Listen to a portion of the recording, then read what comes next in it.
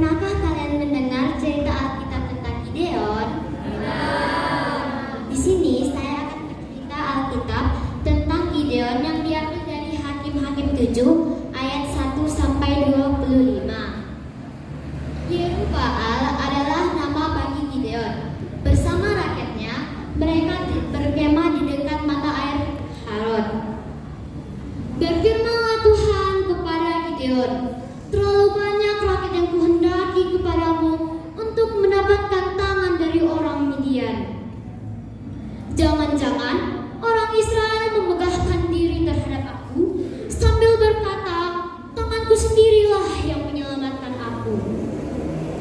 Lalu berkatalah Gideon kepada rakyatnya, siapa yang takut dan gentar, biarlah ia pulang, enyah dari pegunungan Gilead.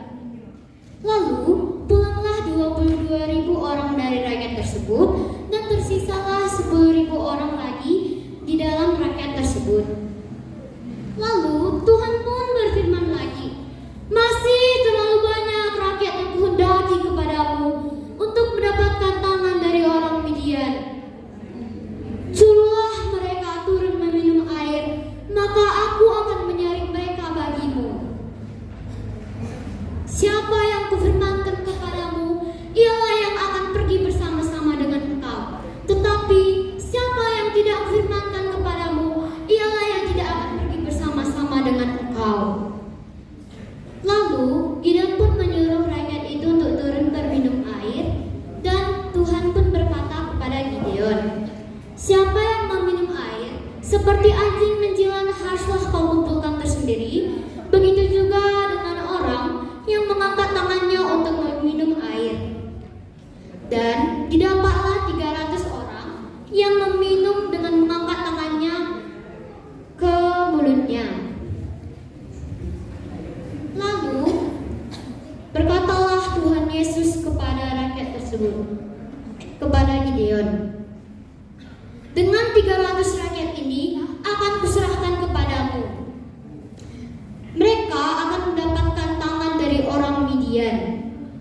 Lalu Gideon pun membagi 300 pasukannya menjadi 3 pasukan, dan masing-masing pasukannya diberikannya sangkakala dan buyung. Di dalam buyung itu terdapat suluh kosong.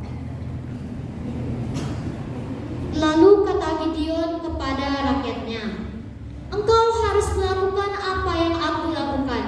Jika aku meniup sangkakala, maka engkau pun harus meniup sangkakala. Dan berserulah demi Tuhan dan demi Gideon.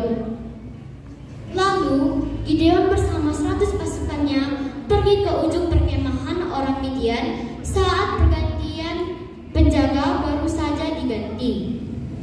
Lalu Gideon pun meniup sangkakalanya, tut, dan memecahkan buyungnya. Pas, pecah. Lalu 3 pasukan lainnya juga ikut juga meniup sangkakalanya, tut, dan memecahkan buyungnya. Pus, pecah.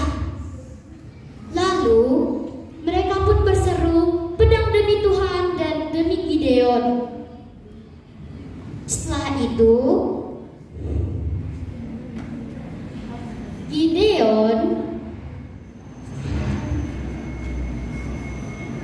itu Tuhan pun campur tangan dengan rakyat itu dan membuat orang Midian saling menghunuskan pedang dengan yang lain, dan membuat ada penjaga yang lari sampai ke Betsita. Dan Gideon pun memberi pesan pada seluruh orang pegunungan Efraim, carilah orang Midian itu dari Betbara sampai sungai Yordan.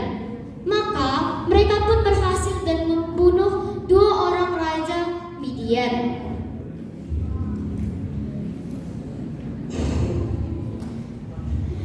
Demikian Gideon berperang melawan orang Midian dengan campur tangan Tuhan.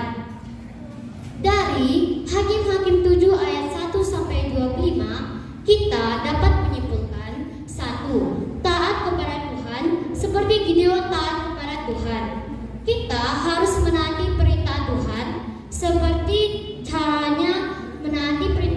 tua, menaati perintah guru sekolah, dan menaati perintah guru sekolah minggu. Apa contohnya menaati perintah orang tua? Contoh menaati perintah orang tua yaitu jika orang tua menyuruh kita untuk belajar, maka kita pun harus belajar. Jika guru sekolah menyuruh kita untuk mengerjakan PR, kita pun harus mengerjakan PR. Jangan sampai kita mengerjakan PR di sekolah, karena PR itu kan kepanjangannya pekerjaan rumah. Jadi kita harus mengerjakannya di rumah. Untuk guru sekolah minggu, kalau guru sekolah minggu mengajak kita untuk ke gereja, kita juga harus ke gereja. Yang kedua, untuk melawan musuh atau godaan, ada Tuhan yang mampu menyelamatkan kita dari godaan. Sama halnya dengan kita ujian. Jika kita tidak tahu jawabannya, kita tidak boleh bertanya kepada teman, tidak boleh menyontek, dan tidak boleh mengopek dari buku. Karena kita itu dianggap perbuatan jahat. Jadi kita itu harus meminta kepada Tuhan dengan cara berdoa. Yang ketiga,